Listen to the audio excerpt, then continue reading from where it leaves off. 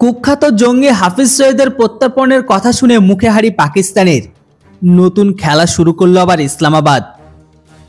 মুম্বাই হামলার মাস্টারমাইন্ড জঙ্গি হাফিজ সইদকে ভারতের হাতে তুলে দিতে পাকিস্তানের কাছে আনুষ্ঠানিক দাবি জানিয়েছিল ভারত। বিভিন্ন নাশকতামূলক ঘটনার সাথে জড়িত ছিল হাফিজ সইদ। পুলওয়ামা হামলার মাস্টারমাইন্ড উনি। পুলওয়ামা ছাড়াও ভারতে আরো বড় বড় ঘটনার জন্য যুক্ত আছে উনি সরাসরি। রিসেন্ট পুঞ্চে হামলার জন্য দায়ী ছিল উনি। পাকিস্তানের অনেক মিডিয়া রিপোর্টে উল্লেখ করা হয়েছে যে ভারত সরকার পাকিস্তানের বিদেশ মন্ত্রকের কাছে জঙ্গি হস্তান্তরের দাবি জানায়, কিন্তু মিডিয়া রিপোর্ট অনুযায়ী পাকিস্তানের বিদেশ মন্ত্রক হাফিজ সইদ ইস্যু নিয়ে কথা না বলে এবার সরাসরি কাশ্মীর নিয়ে বীজ ঢালতে শুরু করেছে তারা। পাকিস্তানের বিদেশ মন্ত্রকের মুখপাত্র মুমতাজ জাহার বারজ সংবাদ সম্মেলনে জানিয়েছে যে ভারত কাশ্মীর নিয়ে কথা না বলা পর্যন্ত পাকিস্তান ও ভারতের মধ্যে সম্পর্ক স্বাভাবিক হতে পারে না। পাকিস্তানের অভিযোগ, ভারতীয় সেনাবাহিনী কাশ্মীরে বসবাসকারী মানুষের উপর নৃশংস অত্যাচার চালাচ্ছে। তাদের কথা অনুসারে সেই রিপোর্টে বলা হয়েছে, সংবাদ সম্মেলনের ফাঁকে পাকিস্তানের বিদেশ মন্ত্রক হাফিজ সইদ ইস্যুতে কোনো মন্তব্য না করার কথা জানিয়েছে।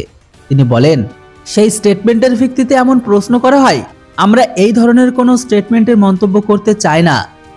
370 ধারা বিলুপ্তির বিষয়ে স্টেটমেন্ট।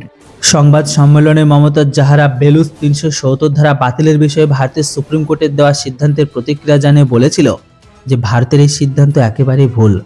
আমরা রাষ্ট্রসংঘে এই বিষয়ে বক্তব্য রেখেছি। এর পাশাপাশি আমরা ওআইসিকে একটি লিখিত চিঠিও পাঠিয়েছি যাতে আমরা 370 ধারা বিষয়টিতে মনোযোগ দিতে বলি। আমরা লিখেছি, ভারতের সুপ্রিম কোর্ট 370 ধারা অপসারণের সিদ্ধান্ত বহাল রেখেছে। সব মুসলিম দেশকে ভাবতে হবে ভারত কিভাবে আন্তর্জাতিক নিয়ম লঙ্ঘন করছে। তো এইদিকে আবার বৃহস্পতিবার লস্করি তৈয়বার প্রতিষ্ঠাতা এমনকি কুখ্যাত জঙ্গি হাফিজ সইদকে হস্তান্তর করার জন্য পাকিস্তানের কাছে দাবি জানিয়েছিল ভারত। ভারত সরকার হাফিজ সইদকে ভারতের কাছে হস্তান্তরের জন্য আইনি ব্যবস্থা নেওয়ার জন্য পাকিস্তানের বিদেশ মন্ত্রকের কাছে আবেদন করেছে। কয়েক বছর আগে পর্যন্ত হাফিজ সইদ পাকিস্তানের অবাধে ঘুরে বেড়াচ্ছিল, এমনকি তার সংগঠনের জন্য অনুদান সংগ্রহ করে। কিন্তু আন্তর্জাতিক চাপ বৃদ্ধির পর 2019 সালে হাফিজ সইদকে পাকিস্তানে গ্রেপ্তার করা হয়, এমনকি সন্ত্রাসবাদ অর্থায়নের অভিযোগে তাকে 15 বছরের জন্য জেল দেওয়া হয়। যদিও জেলটা ছিল শুধুমাত্র দেখানো, সেখানেও সে সব সুযোগ সুবিধা পেত, এমনকি সেখান থেকেও তার কার্যকলাপগুলো চালিয়ে যাচ্ছিল। গত বছরের জঙ্গি ঘটনার জন্য অর্থ সংগ্রহের অভিযোগ পাকিস্তানের আদালতে হাফিজ সইদকে 31 বছরের কারাদণ্ড দেয়। তবে এখন দেখার বিষয় এটাই, পাকিস্তান যদি হাফিজ সইদকে ভারতের হাতে তুলে নাও দেয়, তাহলে ভারতকে ভারতের মতো কাজ করতে হবে।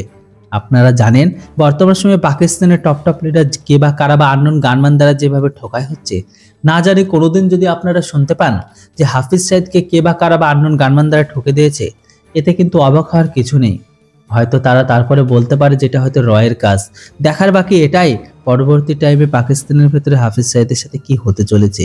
এই বিষয়টির উপর আপনাদের কি মতামত সেটি অবশ্যই কমেন্ট বক্সে লিখে জানান। Thanks for watching. জয় হিন্দ, বন্দে মাতরম।